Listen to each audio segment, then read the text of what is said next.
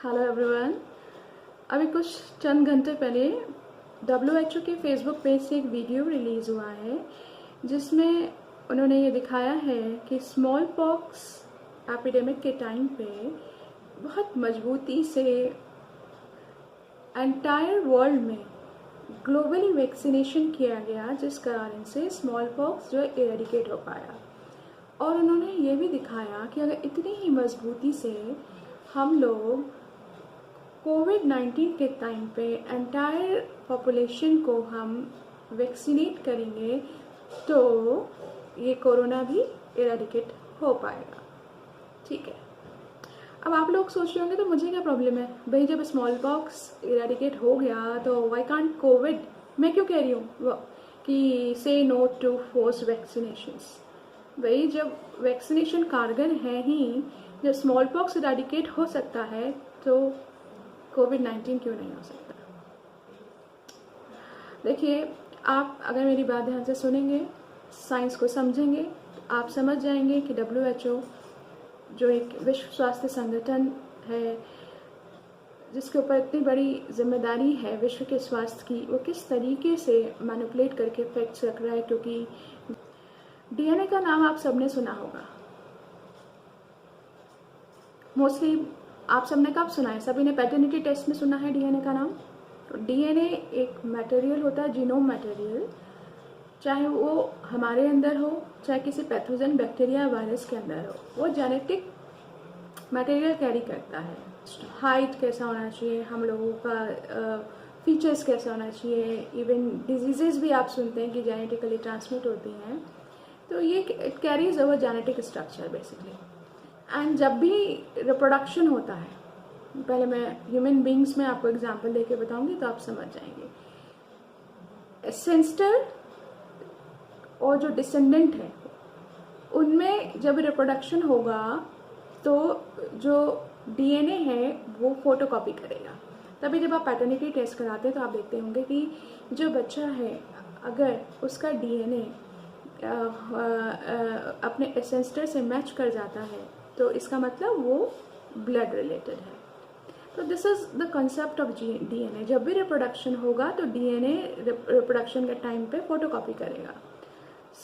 जो अब मैं आपको बताती हूँ कि वैक्सीनेशन किस तरीके से वर्क करती है। देखिए, वैक्सीन जो है नेचुरल एक्वायर्ड इम्यूनिटी ना होके आर्टिफिशियल एक्वायर्ड इम्यूनिटी होती है। ये एक्टिव क्लासिफिकेशन में आती है। ये देखिए यहाँ ध्यान से, ये एंटीजेंस हैं। एंटीजेंस कोरोना वायरस का स्ट्रक्चर तो आप सब जानते हैं, जो कांटे कांटे से निकले होते हैं ना उनको एंटीजन बोलते हैं। ये प्रोटीन होता है, ये इसी में जीनोम होता है और इसी के थ्रू जो है बॉडी में प्रवेश करता है।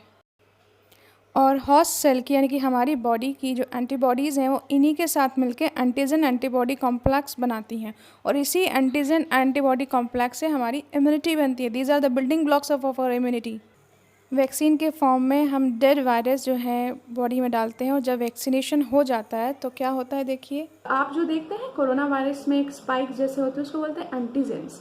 जब भी वायरस को मारता है तो वो एंटीजन स्टोर कर लेता है, उसको की भी बोलते हैं, चाबी भी बोलते हैं। उस एंटीजन को स्टोर कर लेती है मैसेंजर के फॉर्म में, जो है हमारी मेमोरी T सेल्स उनको स्टोर कर लेती हैं। और अगली बार जब देखते हैं वैसा ही कोई एंटीजन आया, उस चाबी से पहचान लेते हैं तो उसको वहीं रोक देते हैं, तो वो एक पहचान बन जाती है, एंटीजन स्टोर हो जाते हैं मेमोरी के फॉर्म में। अब क्या है कि स्मॉल पॉक्स का वैक्सीन क्यों कारगर है और फ्लू का क्यों कारगर नहीं है, इसके पीछे कारण ये है, स्मॉल पॉक्स का जो वायरस है वो वेरियोला फैमिली का वायरस है और वो DNA वायरस है। ध्यान से सुनिए, वो DNA वायरस है, डबल स्ट्रैंडेड वायरस है। और ये जो इन्फ्लुएंजा वायरस है वो सिंगल स्ट्रैंडेड RNA वायरस है। अब आप कहेंगे तो क्या हो गया, DNA है RNA, उससे क्या फर्क पड़ता है। देखिए, DNA वायरस यानी डीऑक्सीराइबो न्यूक्लिक एसिड एक स्टेबल मॉलिक्यूल है, DNA जो मॉलिक्यूल है वो स्टेबल मॉलिक्यूल है, और RNA एक अनस्टेबल मॉलिक्यूल है, राइबो न्यूक्लिक एसिड। जब भी कोई वायरस हॉस्ट सेल में आके रेप्लिकेट करेगा, देखिए वायरस का एक तो इसको नॉन लिविंग ऑर्गेनिज्म बोलते हैं, बैक्टीरिया लिविंग ऑर्गेनिज्म है, वो हॉस्ट के बाहर भी मल्टीप्लाई कर लेता है। लेकिन जो वायरस है उसको होस्ट चाहिए होता है, मतलब या तो ह्यूमन का बॉडी का सेल चाहिए या एनिमल बॉडी का सेल चाहिए, उस सेल में वो रिप्लिकेट करता है। अगर हमारी बॉडी पहले से उस वायरस को जानती है, सपोज आज हमने स्मॉल पॉक्स की वैक्सीन लगा ली है, तो वो वायरस आसपास होगा तो हमारी बॉडी उसको वो जो एंटीजन से पहचानती है, वो चाबी से, तो हमारी बॉडी का ताला उसे खोलने नहीं देती है, वहीं रोक देती है, बिकॉज वो चाबी को पहचानती है। वो चाबी की शेप बार बार बदलती नहीं है। क्यों नहीं बदलती है? क्योंकि वेरियोला वायरस डीएनए वायरस है, और डीएनए वायरस जब भी बॉडी के अंदर मल्टीप्लाई करता है, ह्यूमन सेल के अंदर जब भी ये मल्टीप्लाई करता है, तो इसका DNA as it is copy हो जाता है। तो फोटो कॉपी जब भी होती है तो 2 कॉपीज में उसमें मिस्टेक नहीं होती है, यानी कि जो एंसेस्टर वायरोला था वो डिसेंडेंट वायरोला के जैसा सेम टू सेम होता है। तो इसके 2 स्ट्रेन्स होते हैं स्मॉल पॉक्स में, वेरियोला मेजर और वेरियोला माइनर। अब आ जाइए आरएनए वायरस में। देखिए इन्फ्लुएंजा वायरस, जैसे कि इन्फ्लुएंजा ए, H1N1 जो आप लोगों ने नाम सुना है 2009 में जो पढ़ने में आई थी, कंटिन्यूअसली चेंज होता रहता है। क्यों होता है? क्योंकि आरएनए, इसका जीनोम आरएनए होता है। आरएनए बहुत स्लिपरी होता है। इसमें जब वो सेल के अंदर जब वायरस जाता है तो जब ये रेप्लिकेट होता है 1 से 2 में, 2 से 4 में जब कन्वर्ट होता है, तो रेप्लिकेशन के टाइम में मैंने आपको कहा था जेनेटिक मटेरियल कॉपी होता है। तो आरएनए फोटो कॉपी बनाता है। आरएनए में प्रूफ रीडिंग चेक मैकेनिज्म नहीं है। ध्यान दीजिएगा, जब भी डीएनए रेप्लिकेट होगा तो उसमें प्रूफ रीडिंग चेक मैकेनिज्म है। वो चेक करता है कि सेम टू सेम कॉपी हुआ है कि नहीं हुआ है, तो उसमें मिस्टेक नहीं होता कॉपी होने में। आरएनए में जब भी रेप्लिकेशन होगा तो वहाँ प्रूफ रीडिंग चेक मैकेनिज्म नहीं है, तो ग्रेजुअली क्या होगा, धीरे धीरे क्या होगा, जो डिसेंडेंट होगा वो जो एसेंस्टर वायरस से थोड़ा डिफरेंट होता जाएगा। इसी को बोलते हैं हम एंटीजेनिक ड्रिफ्ट यानी ग्रेजुअल म्यूटेशन। और दूसरा टाइप का भी म्यूटेशन होता है इसमें। दूसरा टाइप का म्यूटेशन होता है जिसको बोलते हैं हम जेनेटिक रीअसॉर्टमेंट, मतलब एक सेल में 2 वायरस घुसे, 2 स्ट्रेन घुसे, सपोज एल स्ट्रेन घुस गया, कोरोना का एच स्ट्रेन घुस गया, और दोनों ने अपने आपस में जेनेटिक मटेरियल एक्सचेंज कर लिए। That is a kind of genetic reassortment. वो बहुत सडन होता है, वो ग्रेजुअली नहीं होता, वो बहुत सडन होता है। तो अब ये जो WHO कह रहे हैं वैक्सीनेशन, पहली बात तो क्वेश्चन ये कि वैक्सीनेशन करने के लिए इनको जो वायरस आज आइसोलेट करेंगे कोविड-19 को, वो 2021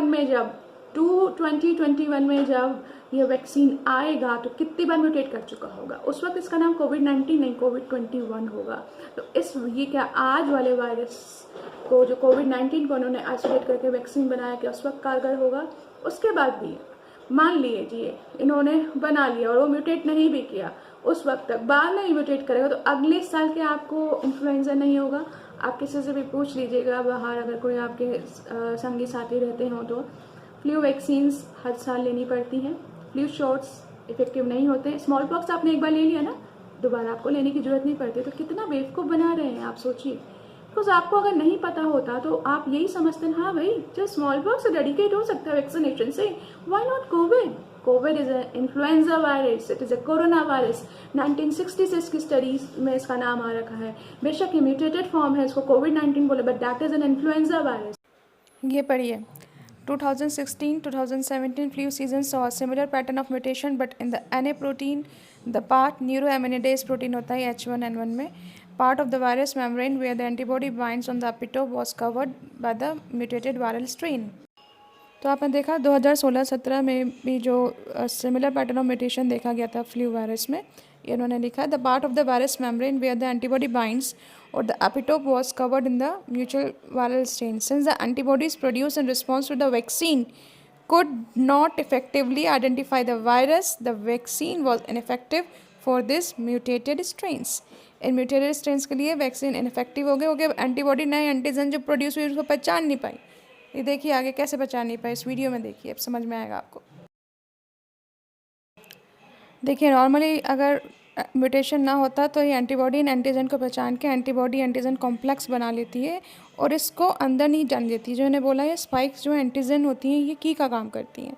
तो देखिए ये नया फ्लू वायरस है जो ड्रिफ्ट होने के बाद चेंज हो गया है, तो एंटीबॉडी इसके पास गई, इसको पहचान नहीं पाई ये क्या है, तो इसने इसको जो है जाने दिया। इसने सोचा ये शत्रु नहीं है तो इसने इसको जाने दिया अंदर। तो इस तरीके से जो फ्लू वैक्सीन्स हैं वो इनफेक्टिव हो जाती हैं। This new key will compromise your lock and will lead you to come down with flu. So this is how flu vaccines are ineffective. आप खुद भी चेक कर लीजिएगा, आपको मेडिकल जर्नल्स में मिल जाए. तो आपने देखा कितनी जल्दी म्यूटेट करता है. अब आप जब वैक्सीन बनाएंगे तो आज बॉडी में से आइसोलेट करेंगे कोविड-19 को. कल जब 2 साल बाद लॉन्च करेंगे वो कोविड-21 हो चुका होगा. क्या उस वक्त वो इफ़ेक्टिव होगा? कतई इफ़ेक्टिव नहीं होगा.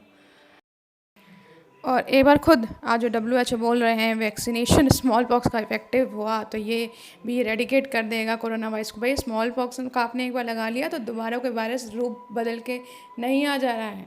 कोरोना वायरस तो बार बार म्यूटेट करता है. वैक्सीनेशन इफेक्टिव होती ही नहीं है. कोई भी RNA वायरस की आज तक वैक्सीन बनी ही नहीं है. और आपको खुद विश्वास नहीं आता है कि हर साल जो है नई वैक्सीन बनानी पड़ती है. हर साल फ्लू शॉट जो है लोग देते हैं. आप खुद ही सुनिए CDC जो है अपनी flu vaccine can cause side effects, but these are generally mild and go away on their own within a few days. I understand the anxiety some people might feel who just want what is best for their family. The benefits of flu vaccine far outweigh the risk. That is why I ensure my family gets vaccinated against flu every year. That is why I ensure my family gets vaccinated against flu every year. That is why I ensure my family gets vaccinated against flu every year. तो सुना आपने. That is why I ensure that my family is vaccinated by the flu vaccine every year. Every year, हर साल. समझे कि flu vaccination में हर साल क्यों लेना पड़ता है. तो आप खुद ही सोच लीजिए, सर्दी खांसी जुकाम जैसी बीमारी के लिए हर साल वैक्सीनेशन का जिम्मा लेना है आपको. Decide by yourself. सपोजिटली कोई किडनी इम्पेयरमेंट का मरीज है, कोई हार्ट एलिमेंट का मरीज है और आज की डेट में वो कोविड-19 से इन्फेक्टेड हो जाता है तो वो कहाँ जाएगा? गवर्नमेंट हॉस्पिटल्स में. अगर ऐसी कंडीशन ना होती तो कोई भी किडनी इम्पेयरमेंट का मरीज है जो जिसकी किडनी डायलिसिस में रहती है तो आप उसको नेचुरली अपने चॉइस ऑफ डॉक्टर के पास ले जाएंगे, अपने चॉइस ऑफ हॉस्पिटल के पास ले जाएंगे. एंड ऑब्वियसली सरकारी अस्पताल में कोई भी नहीं ले जाएगा. तो अगर आप लोग सोच रही, कुछ लोग कह रहे हैं कि कोविड-19 की वजह से डेथ एक्सेलरेट हो जा रहा है जो ऑलरेडी डिजीज है, आप ये क्यों नहीं सोच रहे हैं कि उनका इलाज आप कहाँ करा रहे हैं. मैं गवर्नमेंट हॉस्पिटल्स पे कोई वो नहीं कर रही हूँ आपसे. बहुत से गवर्नमेंट हम लोग ये देख के गवर्नमेंट हॉस्पिटल में जाते हैं कि कौन सा डॉक्टर है. हर किसी डॉक्टर पर नहीं जाते हैं. जो डॉक्टर बहुत सयाना होता है हम उस पर जाते हैं. तो ये चॉइस ऑफ ट्रीटमेंट हमसे छीन लिया गया है. फिर आइसोलेट कर देते हैं, पता भी नहीं क्या हो रहा है क्या नहीं हो रहा है. तो उन चीज़ों पे आप मत जाइए. एंड प्लीज़ मैं बार बार कहती हूँ, follow science and not fear. आज का ज़माना ऐसा नहीं है कि आप किसी पे भी विश्वास करें. एंड ये चीज़ देख के तो मैं दंग रहेंगी कि स्मॉल पॉक्स से इन्फ्लुएंजा वायरस को इतनी बड़ी संस्था कैसे कंपेयर कर सकती है. That is an RNA virus. उसमें एंटीजेनिक ड्रिफ्ट और एंटीजेनिक शिफ्ट कितने ईजिली